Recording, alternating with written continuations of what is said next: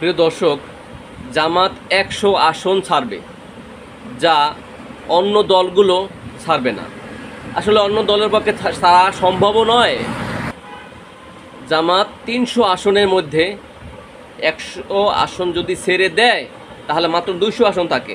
এমনও হতে পারে যে ১০০ আসন ছাড়ার পরও আরও ১০-২০টা ছাড়তে পারে। তারা সর্বোচ্চ ছাড় দিবে। কারণ কি? যাতে এই দেশটা সুন্দরভাবে সাবলীলভাবে চলতে পারে, প্রত্যেকে তার অধিকারটা বুঝে পায়। এখন একটা জন্ম নিবন্ধন কার্ড আনতে যান ৫০০ টাকা ১,০০০ টাকা লাগবে। এখন আপনি যদি দেখা যাচ্ছে যে এর পূর্বে যে ঘটনা ঘটেছে, একটা চেয়ারম্যান সার্টিফিকেট আনতে যাবেন, সেখানেও টাকা লাগতেছে, তাই না? এই যে এটা কেন? কারণ অন্যান্য যে দলগুলো তারা এমপি ইলেকশন করার জন্য ইনভেস্ট করে শত শত কোটি টাকা, সেই টাকাগুলো উঠাইতে হবে কীভাবে? সিস্টেমেটিকভাবে যখন এরকম প্রতারণা ২ নাম্বারই শুরু করে দেশের মধ্যে, তখন পুরো প্যানেলটার সাথে আর যারা যারা থাকে দেশের মধ্যে বিভিন্ন দায়িত্বে, তারাও এই অনৈতিক কাজে জড়িত হয়। তাই দর্শক, নগদ ৫০০ টাকা খাওয়ার চেয়ে, হ্যাঁ, আপনি যদি না খান, আপনি বিভিন্ন স্থানে স্থানে সারা জীবন যে কাজগুলো করবে, সরকারি কাজ বেসরকারি কাজ, সেখানে সেই ২ নাম্বারি টাকাগুলো আর দেওয়া লাগবে না ভাই। এটা সত্য, পরিস্থিতি এরকম হয়ে যাবে। ভিউয়ার্স, আপনারা এটাও জেনে থাকবেন যে অনেক দেশের রাষ্ট্রদূতগুলো এখন জামাতের সাথে দেখা করতেছে।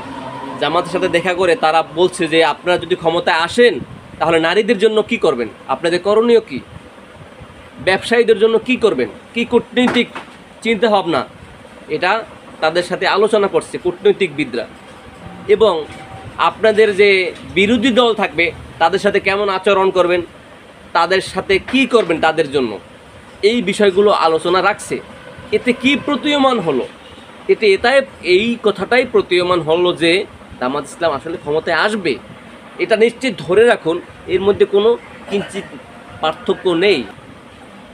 মূল কথা, তরুণরা পরিবর্তন চায়। এই বাংলাদেশে তরুণরা একটা পরিবর্তন চায়, কারণ দেখতে দেখতে তারা বোরিং হয়ে গেছে। আসলে এভাবে একটা রাষ্ট্র চলতে পারে না। জামাত ইসলামের আরেকটা দিক দেখেন, তারা ৩০০ আসনের নমিনেশন দিয়ে দিছে এবং কোন কোন আসন ছাড় দিবে অন্যান্য দলের জন্য, সেই বিষয়টাও তাদের মজলিসে, তাদের শুরা সদস্য, কর্মপরিষদ সদস্য যে দায়িত্বগুলো, যে ডিসিশনগুলো নেওয়া হয়, সেই ডিসিশন মেকারে এগুলো মেনশন করা আছে। তথাপিও তারা ৩০০ আসনে নমিনেশন দিয়ে দিল, যা অন্য কোনো দলের পক্ষে আদৌ এত সুশৃঙ্খলভাবে হয়েছে কিনা, হচ্ছে কিনা, আছে কিনা, এটা সন্দেহ মানে হয়নি। হইলে তো অবশ্যই পেপার পত্রিকা আসতো। আবার দেখেন, নির্বাচনের সময় বা নির্বাচনের আগে নমিনেশনের জন্য একটা আসন থেকে ১০ জন ১৫ জন দাঁড়ায় যায়, কিন্তু জামাত ইসলামের এরকম কোনো পন্থা কি আছে? এরকম কোনো পন্থা নেই জামাত ইসলামের।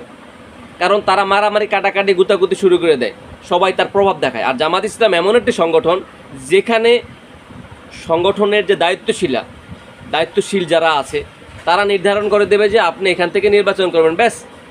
যদি কোনো কারণে বলা হয় যে আপনি এখান থেকে নির্বাচন করবেন না, নির্বাচনের আগে বলে, বাস, তারা থেমে যাবে। কোনো দলীয়ভাবে, ব্যক্তিগতভাবে কোনোভাবে সিদ্ধান্ত করতে হয় না এবং সিদ্ধান্ত নিতে হয় না, এবং এইভাবে হয় না। এমনকি নমিনেশন পাওয়ার জন্য ১ কাপ চাও কাউকে খাওয়াতে হয় না। জামাত ইসলামের কারোর কাছে কোনো রেফারেন্সও দরকার হয় না। কে নমিনেশন পাবে সে ব্যক্তি নিজেও জানে না। রাজনীতি এটাই। এই রাজনীতি যদি বাংলাদেশের বুকে কমপ্লিটলি আসতে পারে, তাহলে দেখা যাবে যে আসলে একটা সুশৃঙ্খল রাষ্ট্র তৈরি হয়েছে। এবং এই পরিবেশ পরিস্থিতি একবার যদি টেস্ট পায় মানুষ, এই বাংলার মানুষ, তাহলে অন্য কোনো দল আদৌ ক্ষমতায় আসবে কি না এটা রহস্যময় থেকে যায়।